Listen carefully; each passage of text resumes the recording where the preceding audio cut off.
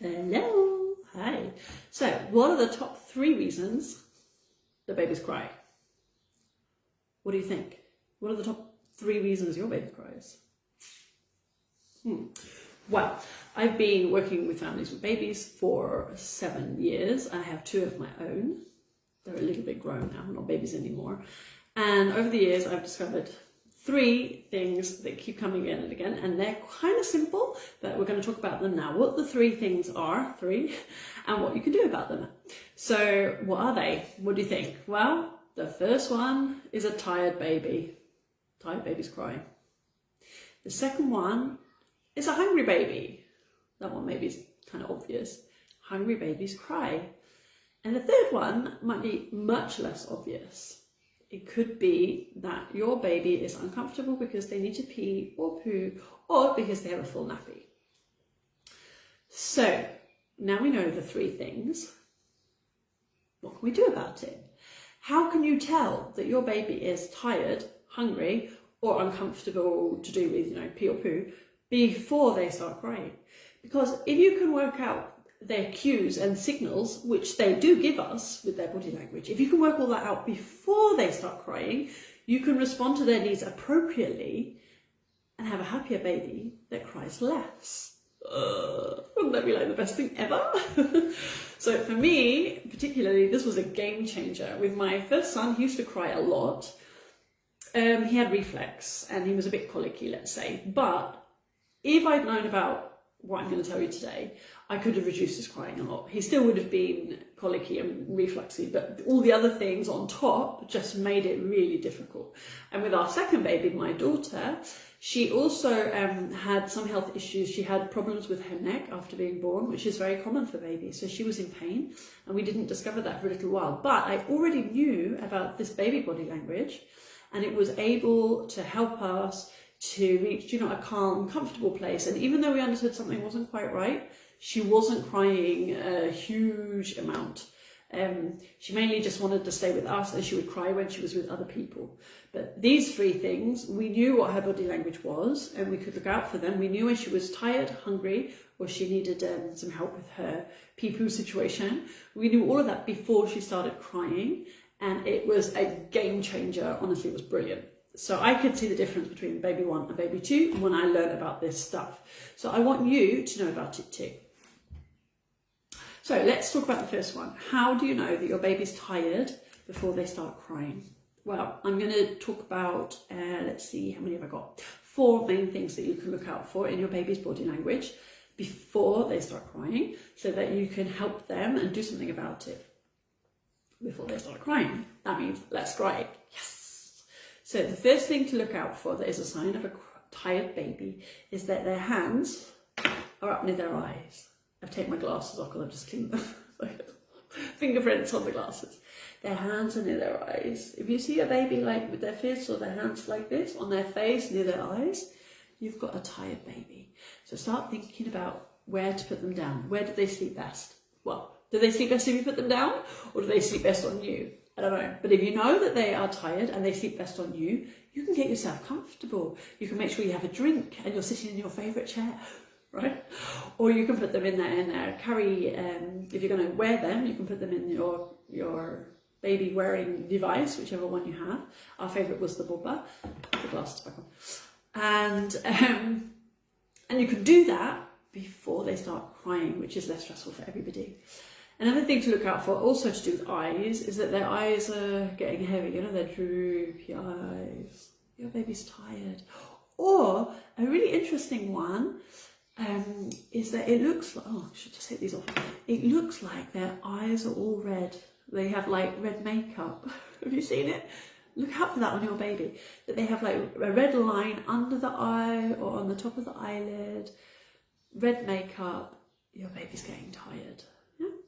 And the last one is that they're just more physically relaxed. They're like, their body's getting heavy, hands are falling open.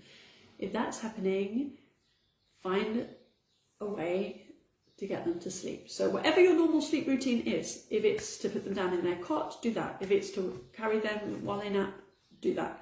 But get them to bed. Okay. And then you will have a more contented baby. Sleeping time is when they grow, they need their sleep, and you can manage with less crying. That was the first one, being tired. Point number 2, you've got a hungry baby. So how can you know that your baby's hungry before they start crying for food? And very often we wait until baby is crying for food.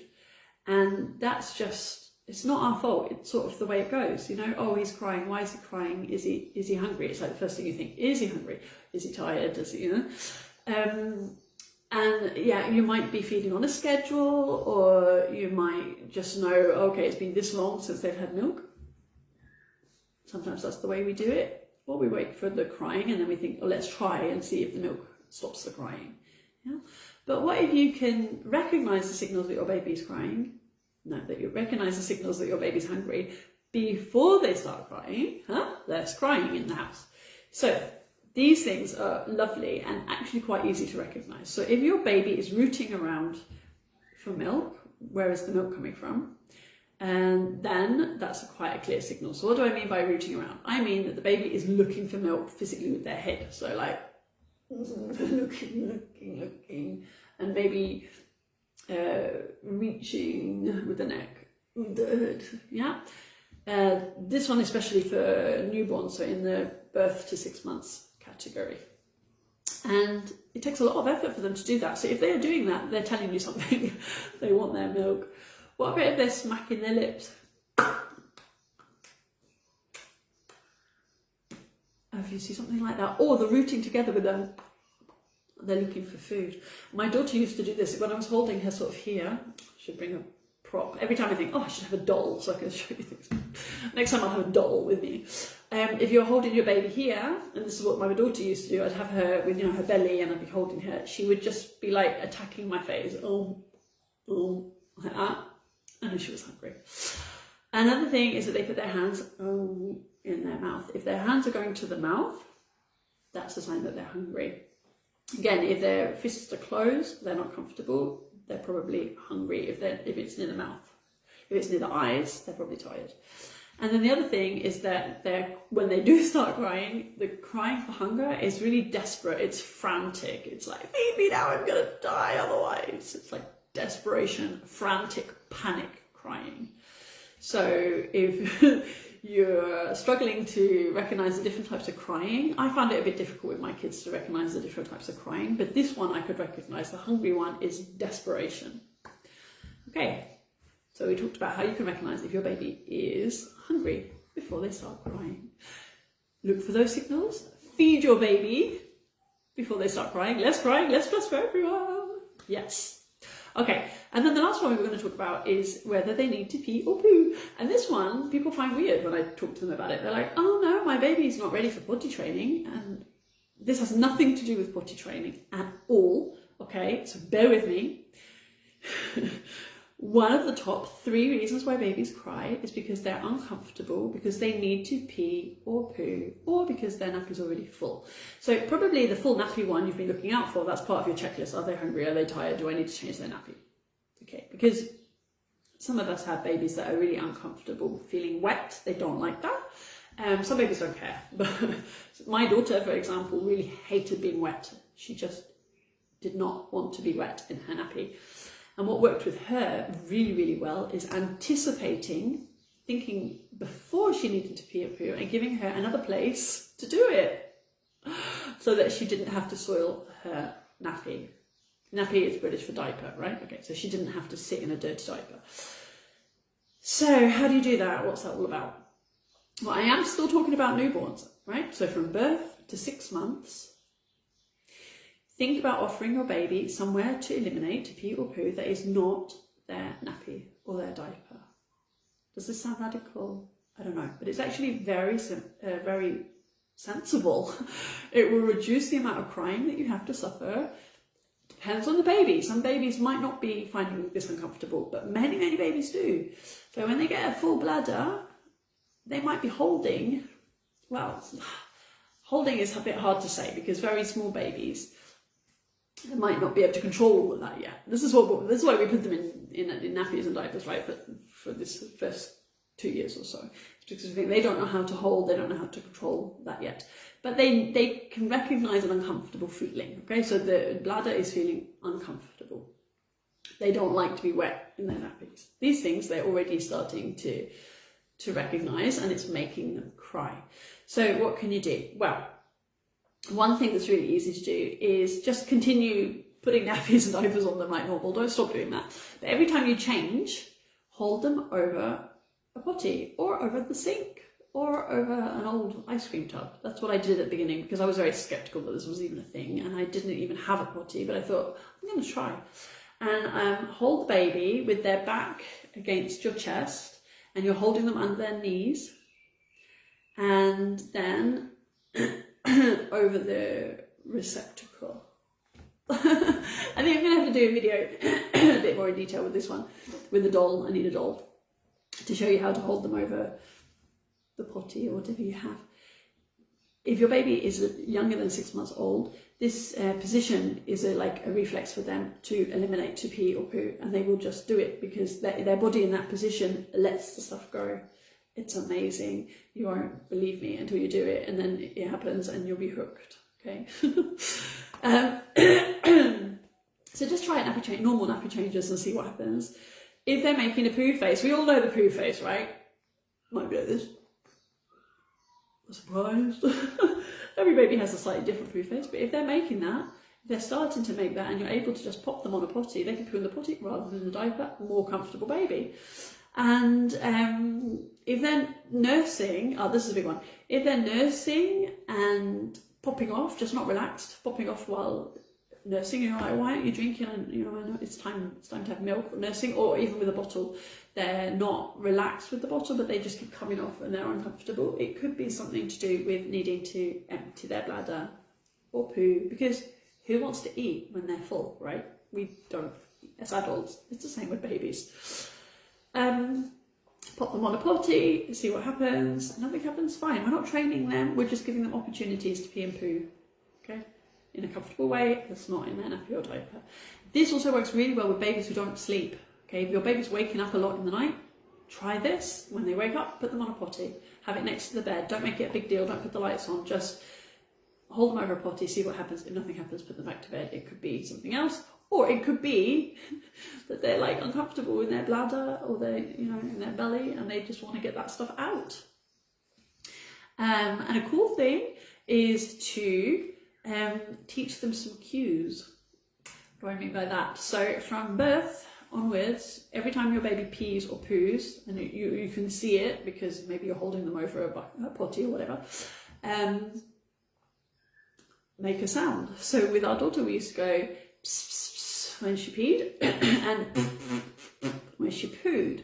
And I did this from birth, and I thought it was, well, I didn't know if it would work. I thought it could be crazy, but it was kind of fun. You sing to your baby when you're doing their nappy change, so why not make a funny noise while they're peeing or pooing? She was definitely peeing and pooing a lot into the potty. This was working for us. And at 4 months old, 16 weeks, she was sitting on my lap, in a diaper, nappy, normal situation, and she went, and I thought, that's weird, that's the poo noise. And then do you know what she did? After that, she pooed in her nappy. And I remember thinking, oh my goodness, she told me that she was going to poo, and then she pooed. So we used that to our advantage, and she used to tell us from 4 months old, when she needed to poo, we'd pop her on the potty, she'd do it in there, voila, clean baby. No more poo nappies or diapers to change. Life changer. I hate those poo nappies. So, are you going to try it? Please try it. Listen to me. Have a go. It sounds radical, but it does not take up a lot of time in your day. It doesn't. Have a potty nearby and just pop them over for a minute and hold them in the special way that I described before and see what happens.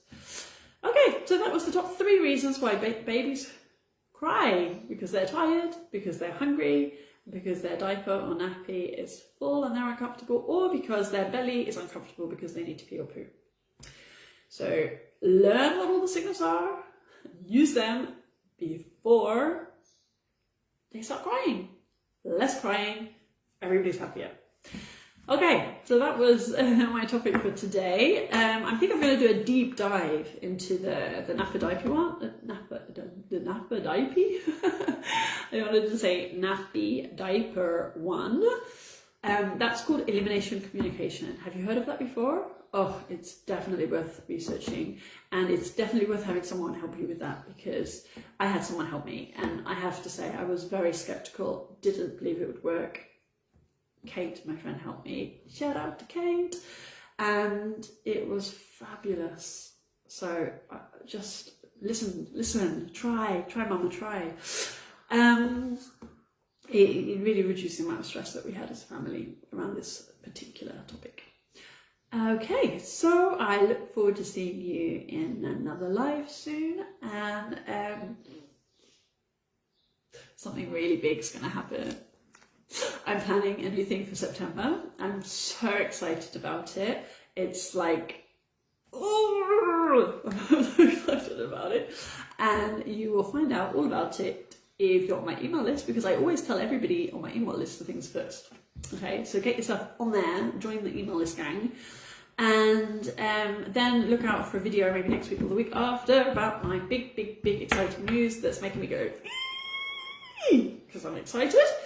And I never introduced myself in the beginning of this video because I wanted to get straight into the good stuff, but I'm Roya and I help families reduce crying in their home. Let's stop the crying, and I do that by teaching you the tools that you need to know to understand your baby and to help your baby express themselves in other ways that's not crying. And by doing this, you can be a calm and confident parent that you can be, you want to be. And you will have the space to teach your baby your heritage languages. So multilingual families, I'm here for it. I'm here for you. All right.